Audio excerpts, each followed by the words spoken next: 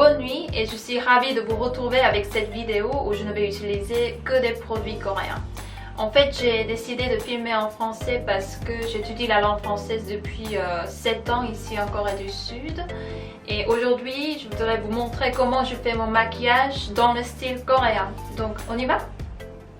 Donc d'abord, j'applique ce fond de teint Cushion, coussin en français de chez AYOP, et c'est un fond de teint liquide encapsulé dans un coussin. Et j'utilise cette houppette qui est intégrée dans le produit. Et en fait, je pense qu'aujourd'hui, on peut trouver ce type de fond de teint très facilement dans les autres marques cosmétiques françaises comme Yves Saint Laurent, Lancôme, etc. Et personnellement, je pense que c'est idéal pour un maquillage très rapide et simple. Et je trouve que le rendu, enfin le fini, est vraiment naturel. À mon avis, alors que les femmes occidentales préfèrent un maquillage ou une base très mate, les coréennes préfèrent un fond de teint qui donne un fini éclatant et hydratant.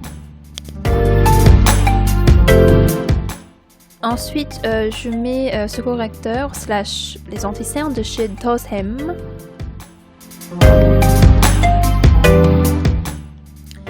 Et puis j'estompe avec la houppette que l'on a déjà utilisée.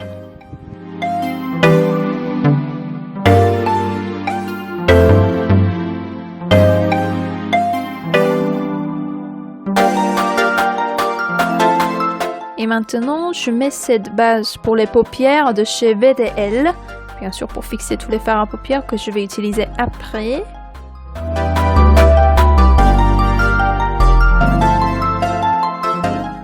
Et je vais poudrer un petit peu sur la zone dite T, enfin la T-zone, et qui est les zones plutôt crasses.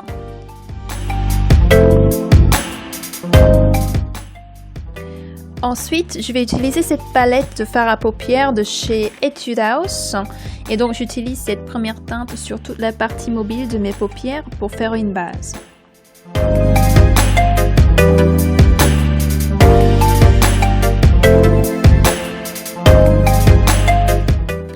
Ensuite, j'utilise cette couleur de chez Apu et je la mets au coin externe de mes yeux pour donner plus de couleur.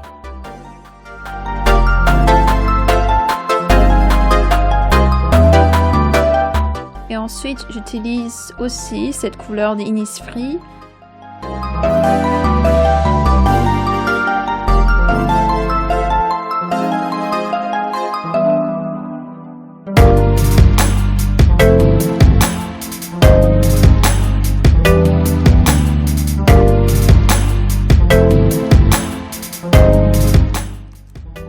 Et je vais retourner à la palette et je vais utiliser cette teinte pour donner un effet d'eyeliner.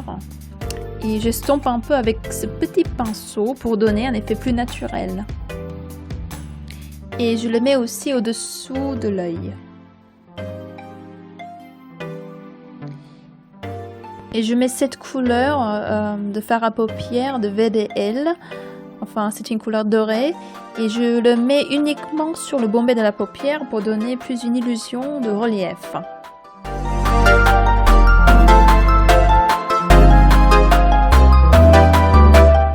Et après, j'utilise ce courbe-cils de Missha, qui est aussi une autre marque coréenne très connue.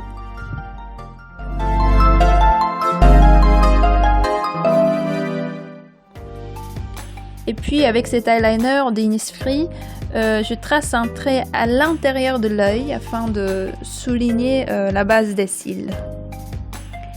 Et je forme juste une pointe au coin extérieur de la paupière.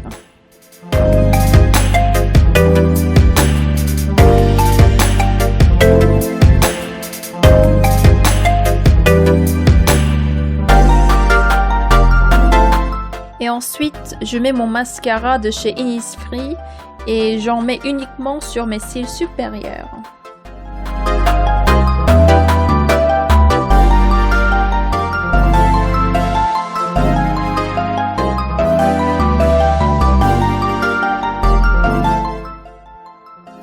Et je mets cette ombre à paupières crémeuse en stick de chez Hera.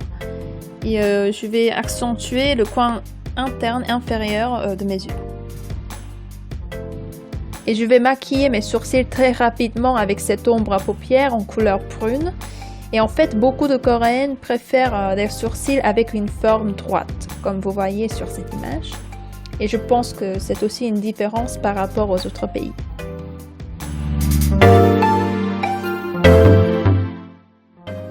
Ensuite, le contouring, c'est un bronzer, enfin on dit le contouring aussi en Corée du Sud, et on le met pour avoir un visage plus petit. Je sais que c'est très étrange pour vous, mais on essaye de ne pas montrer nos pommettes, donc on le met comme ça pour avoir une forme d'œuf. Donc en Corée, le visage qui a une forme d'œuf est le visage parfait, et c'est pourquoi on applique le bronzer sur le menton aussi.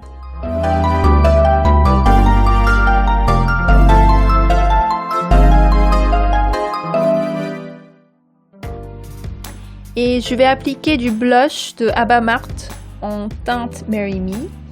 Et la plupart des Coréennes l'utilisent près du centre du visage pour avoir un visage plus jeune.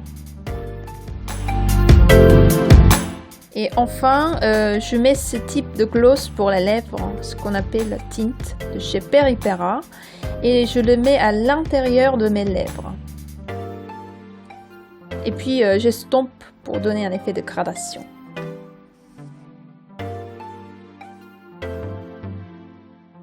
Voilà, j'espère que cette vidéo vous a plu et je vais essayer de filmer en français aussi. En tout cas, je suis ravie de pouvoir vous faire découvrir les produits cosmétiques coréens et aussi le style coréen de make-up. Merci d'avoir regardé cette vidéo et à la prochaine. Merci beaucoup. Bonne nuit.